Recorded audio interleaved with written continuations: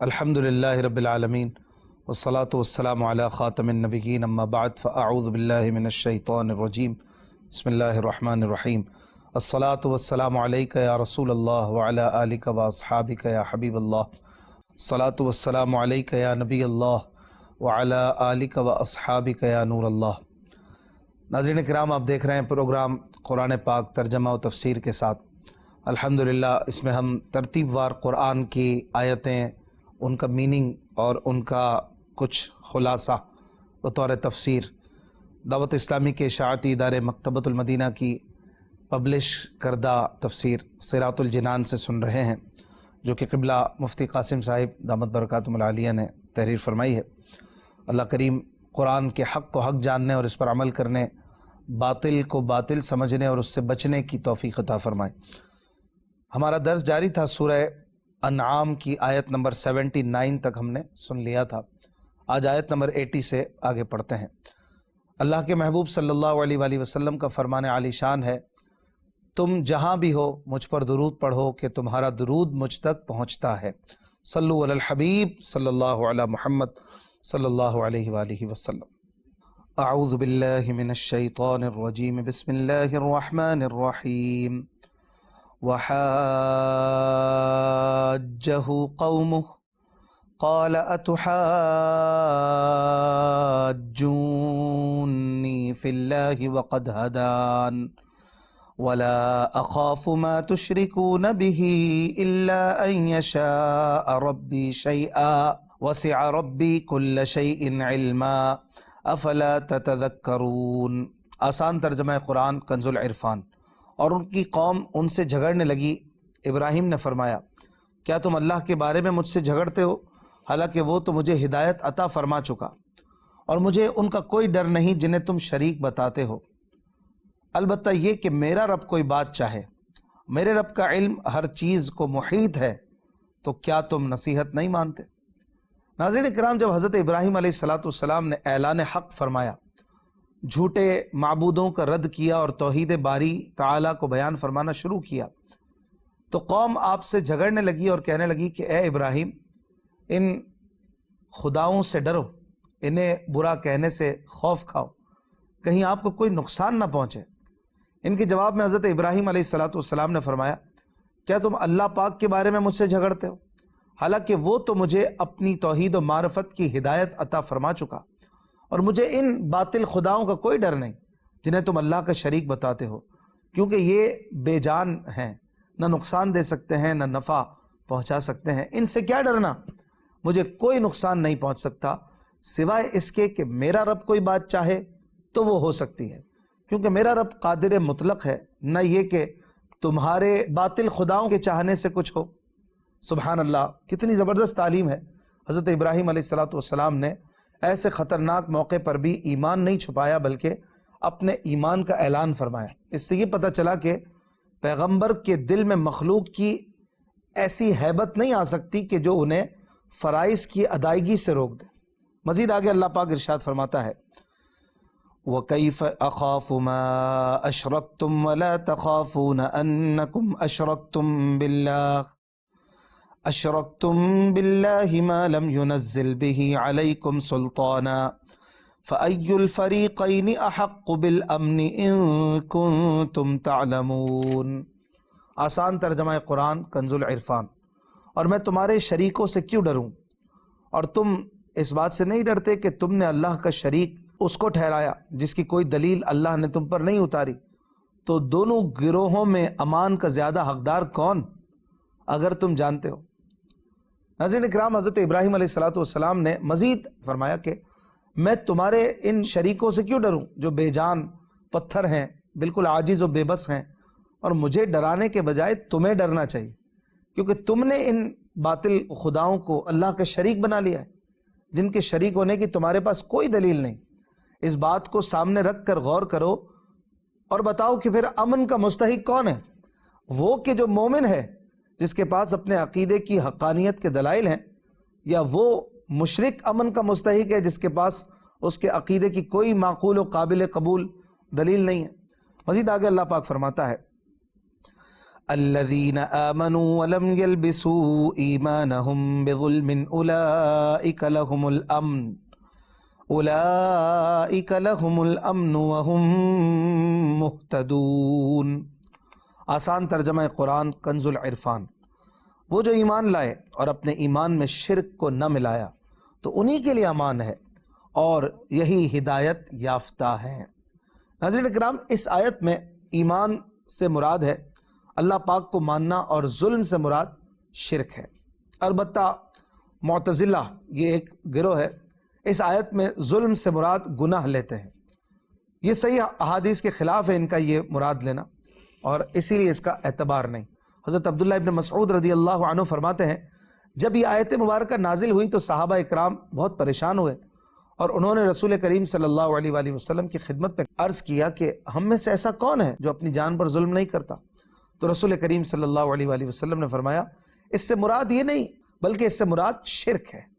کیا تم نے یہ بات نہیں سنی جو حضرت لقمان رضی اللہ عنہ نے اپنے بیٹے کو نصیحت کرتے ہوئے کہی کہ اے میرے بیٹے لا تشرک باللہ، اللہ کے ساتھ کسی کو شریک نہ ٹھہرانا، ان الشرک لظلم عظیم، بے شک شرک بڑا ظلم ہے۔ مزید آگے اللہ پاک فرماتا ہے وَتِلْكَ حُجَّتُنَا آتَيْنَاهَا إِبْرَاهِيمَ عَلَى قَوْمِهِ نَرْفَعُ دَرَجَاتٍ مَّن نَّشَاءُ إِنَّ رَبَّكَ حَكِيمٌ عَلِيمٌ۔ آسان ترجمہ قرآن کنز العرفان۔ اور یہ ہماری مضبوط دلیل ہے جو ہم نے ابراہیم کو اس کی قوم کے مقابلے میں عطا فرمائی، ہم جس کے چاہتے ہیں درجات بلند کر دیتے ہیں، بے شک تمہارا رب حکمت والا علم والا ہے۔ ناظرین اکرام، اس پورے رکوع میں حضرت ابراہیم علیہ السلام کی شان اور دیگر انبیاء اکرام علیہ السلام کی عظمت کو بیان کیا جائے گا، اور اس سارے بیان کا مقصد سب انبیاء علیہ السلام کے آقا امام الانبیاء صلی اللہ علیہ وآلہ وسلم کی تسکین اور تعلیم اور تربیت ہے، جیسا کہ پھر اس رکوع کے آخر میں یہ بات بھی آئے گی۔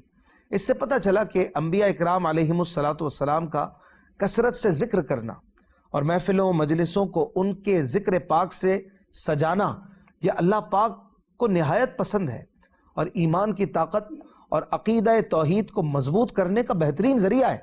اس آیت کا خلاصہ یہ ہے جو ہم نے پڑھی کہ حضرت ابراہیم علیہ السلام نے اپنی قوم کے سامنے سورج، چاند، ستاروں کے ذریعے اور دیگر جو دلائل اپنے بیان فرمائے اپنی گفتگو کے ذریعے، وہ سب دلائل اللہ پاک نے انہیں عطا فرمائے تھے۔ اس سے پتہ چلا کہ آپ علیہ السلام کا سورج، چاند وغیرہ کو رب کہنا بطور شرک نہیں تھا معاذ اللہ، بلکہ قوم کے سامنے بطور دلیل تھا، کیونکہ اللہ پاک نے فرمایا کہ یہ باتیں تو ہم نے انہیں بطور دلیل عطا فرمائی تھی، اور پھر فرمایا کہ ہم تو درجات بلند کرتے ہیں جس کے چاہتے ہیں، علم، عقل، فہم اور فضیلت کے ساتھ بندوں کے درجات بلند کرتے ہیں، جیسا کہ حضرت ابراہیم علیہ السلام کے دنیا میں علم و حکمت اور نبوت کے ساتھ اور آخرت میں قرب و ثواب کے ساتھ درجات بلند کیے گئے۔ مزید آگے اللہ پاک ارشاد فرماتا ہے وَوَهَبْنَا لَهُ إِسْحَاقَ وَيَعْقُوبَ كُلًّا هَدَيْنَا وَنُوحًا هَدَيْنَا مِن قَبْلُ وَمِن ذُرِّيَّتِهِ داود وسليمان وأيوب ويوسف وموسى وهارون وكذلك نجزي المحسنين وزكريا ويحيى وعيسى وإلياس كل من الصالحين۔ آسان ترجمہ قرآن کنز العرفان۔ اور ہم نے انہیں اسحاق اور یعقوب عطا کیے، ان سب کو ہم نے ہدایت دی، اور ان سے پہلے نوح کو ہدایت دی، اور اس کی اولاد میں سے داود اور سلیمان اور ایوب اور یوسف اور موسیٰ اور ہارون کو ہدایت عطا فرمائی، اور ایسا ہی ہم نیک لوگوں کو بدلہ دیتے ہیں، اور زکریا اور یحییٰ اور عیسیٰ اور الیاس کو ہدایت یافتہ بنایا، یہ سب ہمارے خاص بندوں میں سے ہیں۔ ناظرین اکرام، حضرت ابراہیم علیہ السلام سے پہلے حضرت نوح علیہ السلام کی ہدایت کا تذکرہ کیا گیا، اور اس کے ساتھ حضرت ابراہیم علیہ السلام کی اولاد مبارک کا تذکرہ کیا، جن کے اسماء کریمہ آیت مبارکہ میں بھی بیان ہوئے۔ یہ سب حضرت ابراہیم علیہ السلام کی اولاد میں سے ہیں، اور سارے کے سارے نبی ہیں، اور یہ حضرت ابراہیم علیہ السلام کا مقام و مرتبہ ظاہر کرتا ہے کہ اللہ تبارک و تعالیٰ کے دربار میں کتنا بڑا آپ کا مقام تھا۔ آپ کے بعد جتنے بھی انبیاء ہوئے سب آپ ہی کی اولاد سے تھے، چنانچہ اللہ پاک نے اس بات کو بھی قرآن پاک میں بیان فرمایا کہ وَجَعَلْنَا فِي ذُرِّيَّتِهِ النُّبُوَّةَ وَالْكِتَابَ، اور ہم نے اس کی اولاد میں نبوت اور کتاب رکھی۔ تفسیر بغوی اور تفسیر خازن میں ہے یقال ان اللہ لم یبعث نبیا بعد ابراہیم الا من نسلہ، کہا جاتا ہے کہ اللہ پاک نے حضرت ابراہیم علیہ السلام کے بعد جو نبی مبعوث فرمایا وہ انہی کی نسل میں سے تھا۔ تفسیر قرطبی میں ہے کہ اللہ پاک نے حضرت ابراہیم علیہ السلام کے بعد تمام انبیاء ان کے صلب سے یعنی آپ کی نسل سے ہی پیدا فرمائے۔ تفسیر جلالین میں بھی یہی ہے کہ حضرت ابراہیم علیہ السلام کے بعد تمام انبیاء ان کی اولاد میں سے تھے۔ یاد رہے کہ سورہ حدید کی آیت نمبر 26 میں جو اللہ پاک نے بیان فرمایا ہے کہ اللہ پاک نے حضرت نوح اور حضرت ابراہیم علیہ السلام دونوں کی اولاد میں نبوت رکھی، اس کی تفسیر میں ابو حیان محمد بن یوسف اندلسی رحمۃ اللہ علیہ فرماتے ہیں کہ حضرت ابراہیم علیہ السلام چونکہ حضرت نوح علیہ السلام کی اولاد میں سے ہیں، اس لیے شرف نبوت ان دونوں کی اولاد میں ہونا یہ صادق آیا۔ اس سے یہ بھی پتہ چلا کہ قادیانی نبی ہرگز نہیں، کیونکہ اگر قادیانی نبی ہوتا تو حضرت ابراہیم علیہ السلام کی اولاد میں سے ہوتا۔ اگلی آیت میں مزید اللہ پاک فرماتا ہے وَإِسْمَاعِيلَ وَالْيَسَعَ وَيُونُسَ وَلُوطًا وَكُلًّا فَضَّلْنَا عَلَى الْعَالَمِينَ وَمِنْ آبَائِهِمْ وَذُرِّيَّاتِهِمْ وَإِخْوَانِهِمْ وَاجْتَبَيْنَاهُمْ وَهَدَيْنَاهُمْ إِلَى صِرَاطٍ مُسْتَقِيمٍ۔ آسان ترجمہ قرآن کنز العرفان۔ اور اسماعیل اور یسع اور یونس اور لوط کو ہدایت دی، اور ہم نے سب کو تمام جہان والوں پر فضیلت عطا فرمائی، اور ان کے باپ دادا اور ان کی اولاد اور ان کے بھائیوں میں سے بھی بعض کو ہدایت دی، اور ہم نے انہیں چن لیا اور ہم نے انہیں سیدھے راستے کی طرف ہدایت دی۔ ناظرین اکرام، اس آیت اور اس سے پہلے کی جو 2 آیات ہیں ان میں اللہ پاک نے 18 انبیاء علیہ السلام کا ذکر فرمایا، اور ان کے ذکر میں جو ترتیب آیت میں موجود ہے وہ نہ تو زمانے کے اعتبار سے ہے اور نہ فضیلت کے اعتبار سے، لیکن جس شان سے انبیاء اکرام علیہ السلام کے اسماء، آپ کے ناموں کو ذکر فرمایا گیا، اس میں ایک عجیب لطیفہ ہے، ایک زبردست بات ہے، وہ یہ کہ اللہ پاک نے انبیاء علیہ السلام کی ہر ایک جماعت کو ایک خاص طرح کی کرامت و فضیلت کے ساتھ ممتاز فرمایا۔ جیسے حضرت نوح، ابراہیم، اسحاق اور یعقوب، ان کا سب سے پہلے ذکر ہوا ہے کیونکہ یہ انبیاء اکرام علیہ السلام کے اصول ہیں، یعنی ان کی اولاد میں بکثرت انبیاء ہوئے جن کے نسب انہی کی طرف لوٹتے ہیں۔ پھر نبوت کے بعد عظیم مقامات و مراتب میں سے ملک و اختیار اور سلطنت و اقتدار ہے، بادشاہت ہے۔ اللہ پاک نے حضرت داؤد، سلیمان علیہ السلام کو اس کا بہت بڑا حصہ عطا فرمایا، اور اس شعبے کا زیادہ تر تعلق مقام شکر سے ہے۔ پھر اس کے بعد حضرت ایوب علیہ السلام کا ذکر کیا، کیونکہ مراتب رفیع، بلند مراتب میں سے مصیبت و بلا پر صابر رہنا بھی ہے، اور اللہ پاک نے حضرت ایوب علیہ السلام کو اس مرتبے کے ساتھ ممتاز فرمایا۔ پھر ملک اور صبر کے دونوں مرتبے حضرت یوسف علیہ السلام کو اکٹھے عنایت فرمائے کہ آپ علیہ السلام نے بڑے عرصے تک مصیبتوں پر صبر فرمایا۔ پھر اللہ پاک نے آپ کو نبوت کے ساتھ ملک مصر عطا کر دیا، بادشاہت عطا کر دی۔ پھر حضرت موسیٰ اور ہارون علیہ السلام کا تذکرہ ہے، کیونکہ معجزات کی کثرت اور دلائل کی قوت بھی مرتبے کے اعتبار سے ہوا کرتی ہے، اور اللہ پاک نے حضرت موسیٰ علیہ السلام اور حضرت ہارون علیہ السلام کو اس کے ساتھ مشرف کیا۔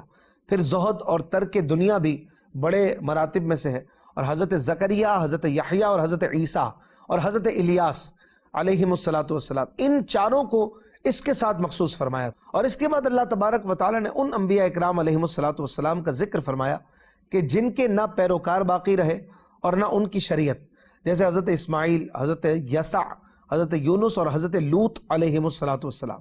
تو یہ اس شان سے انبیاء اکرام علیہ السلام کا جو ذکر کیا گیا اور ان کی کرامتوں، فضیلتوں اور خصوصیتوں کو، یہ ایک بڑی باریک بات ہے جس کو مفسرین کرام نے بیان فرمایا ہے۔ مزید پھر فرمایا گیا وَكُلًّا فَضَّلْنَا عَلَى الْعَالَمِينَ، اور ہم نے سب کو تمام جہان والوں پر فضیلت عطا فرمائی۔ اس آیت میں اس بات کی دلیل ہے کہ انبیاء اکرام علیہ السلام فرشتوں سے افضل ہیں، کیونکہ عالم یعنی جہان میں اللہ پاک کے سوا تمام موجودات داخل ہیں، تو فرشتے بھی اس میں داخل ہیں، اور جب تمام جہان والوں پر فضیلت دی تو فرشتوں پر بھی فضیلت ثابت ہو گئی۔ مزید اگلی آیت میں اللہ پاک فرماتا ہے ذَلِكَ هُدَى اللَّهِ يَهْدِي بِهِ مَن يَشَاءُ مِنْ عِبَادِهِ وَلَوْ أَشْرَكُوا لَحَبِطَ عَنْهُمْ مَا كَانُوا يَعْمَلُونَ۔ آسان ترجمہ قرآن کنز العرفان۔ یہ اللہ کی ہدایت ہے، وہ اپنے بندوں میں جسے چاہتا ہے ہدایت دیتا ہے، اور اگر وہ بھی بالفرض شرک کرتے تو ضرور ان کے تمام اعمال ضائع ہو جاتے۔ ناظرین کرام، یہاں ہدایت سے مراد اس چیز کی معرفت ہے کہ اللہ تبارک و تعالیٰ کو ایک مانا جائے اور اس کا کوئی شریک نہ سمجھا جائے۔ یہ بہت بڑی معرفت ہے۔ اللہ پاک جسے چاہتا ہے اپنے بندوں میں سے عطا فرماتا ہے، اپنے دین، اپنی اطاعت اور لوگوں کی طرف سے ٹھہرائے گئے اللہ پاک کے شریکوں سے بیزاری کا اظہار کرنے کی جسے چاہتا ہے وہ ہدایت دے دیتا ہے۔ پھر فرمایا وَلَوْ أَشْرَكُوا، اور اگر وہ بھی بالفرض شرک کرتے، اس سے مراد کیا ہے؟ تو علماء نے فرمایا کہ اس آیت میں عوام و خواص سب لوگوں کو ڈرایا گیا کہ وہ اللہ پاک کی خفیہ تدبیر سے کبھی بے خوف نہ ہو، کیونکہ جب فضیلت اور بلند مرتبے والے اور بڑے بڑے مقام رکھنے والے انبیاء اکرام علیہم الصلاۃ کے بارے میں اللہ پاک نے یہ فرما دیا بالفرض اگر وہ بھی شرک کرتے تو ان کے بھی اعمال ضائع ہو جاتے، تو ان لوگوں کے مقابلے میں عام لوگوں کا کیا حال ہوگا؟ مزید آگے اللہ پاک فرماتا ہے اولئک الذین آتیناہم الکتاب والحکم والنبوۃ فإن یکفر بها هؤلاء فقد وکلنا بها قوما لیسوا بها بکافرین۔ آسان ترجمہ قرآن کنز العرفان۔ یہی وہ ہستیاں ہیں جنہیں ہم نے کتاب اور حکمت اور نبوت عطا کی، تو اگر کفار ان چیزوں کا انکار کرتے ہیں تو ہم نے اس کے لیے ایسی قوم مقرر کر رکھی ہے جو ان چیزوں کا انکار کرنے والی نہیں۔ تو یہاں پر ناظرین کرام اس آیت میں کہا گیا کہ جن انبیاء اکرام علیہم الصلاۃ کا تذکرہ پیچھے کیا گیا، یہی وہ ہستیاں ہیں جنہیں ہم نے کتاب، حکمت اور نبوت عطا کی۔ تو اگر یہ کفار مکہ کتاب، حکمت اور نبوت کا انکار کرتے ہیں تو ہم نے ان تمام چیزوں کے حقوق ادا کرنے کے لیے ایسی قوم بھی مقرر کر رکھی ہے جو ان چیزوں کا انکار نہیں کرے گی۔ اس قوم سے یا تو انصار مراد ہیں، یا مہاجرین، یا سارے کے سارے صحابہ رضی اللہ عنہم مراد ہیں، یا تاجدار رسالت صلی اللہ علیہ وآلہ وسلم پر ایمان لانے والے وہ تمام مسلمان مراد ہیں جنہیں اللہ پاک خدمت دین کی توفیق بخشے گا، جیسے مبلغین، علماء، اولیاء وغیرہ۔ اس آیت میں دلیل ہے کہ اللہ پاک اپنے نبی کریم صلی اللہ علیہ وآلہ وسلم کی مدد فرمائے گا، اور آپ صلی اللہ علیہ وآلہ وسلم کے دین کو قوت دے گا، اور اس دین کو تمام ادیان پر غالب کرے گا، جیسا کہ پھر ہوا بھی ایسا، اور یہ غیبی خبر پوری ہوئی۔ مزید آگے اللہ پاک ارشاد فرماتا ہے اولئک الذین ھدی اللہ فبہداہ مقتدہ قل لا اسألکم علیہ اجرا ان هو الا ذکری للعالمین۔ آسان ترجمہ قرآن کنز العرفان۔ یہی وہ مقدس ہستیاں ہیں جنہیں اللہ نے ہدایت کی، تو تم ان کی ہدایت کی پیروی کرو۔ تم فرماؤ میں اس پر تم سے کوئی اجرت نہیں مانگتا، یہ صرف سارے جہان والوں کے لیے نصیحت ہے۔ ناظرین اکرام، جلیل القدر انبیاء اکرام علیہم الصلاۃ کے تذکرے کے بعد اب فرمایا گیا کہ اے حبیب صلی اللہ علیہ وآلہ وسلم، آپ اس ہدایت کی اقتدا کریں۔ علماء دین نے اس آیت سے یہ مسئلہ ثابت کیا ہے کہ سرکار دو عالم صلی اللہ علیہ وآلہ وسلم تمام انبیاء سے افضل ہیں، کیونکہ جو شرف و کمال و خصوصیات و اوصاف جدا جدا انبیاء علیہم السلام کو عطا فرمائے گئے تھے، تاجدار رسالت صلی اللہ علیہ وآلہ وسلم کے لیے سب کو جمع فرما دیا، اور آپ صلی اللہ علیہ وآلہ وسلم کو حکم دیا گیا فَبِهُدَاهُ مُقْتَدِهْ۔ تو آپ صلی اللہ علیہ وآلہ وسلم تمام انبیاء علیہم السلام کے اوصاف کمالیہ کے جامع ہیں، تو آپ صلی اللہ علیہ وآلہ وسلم سب انبیاء سے افضل ہیں۔ اور پھر آخر میں فرمایا کہ ذکریٰ للعالمین، سب جہان والوں کے لیے نصیحت ہے۔ تو اس سے یہ بھی پتہ چلتا ہے کہ ہمارے آقا صلی اللہ علیہ وآلہ وسلم یہ تمام کی تمام مخلوق کی طرف بھیجے گئے، اور آپ کی دعوت بھی تمام مخلوقات کو عام ہے، اور کل جہان آپ صلی اللہ علیہ وآلہ وسلم کی امت ہے۔ زندگی رہی تو انشاءاللہ الکریم اگلے پروگرام میں ملاقات ہوگی۔ اپنا خیال رکھیے گا۔ صلو علی الحبیب صلی اللہ علی محمد صلی اللہ علیہ وآلہ وسلم۔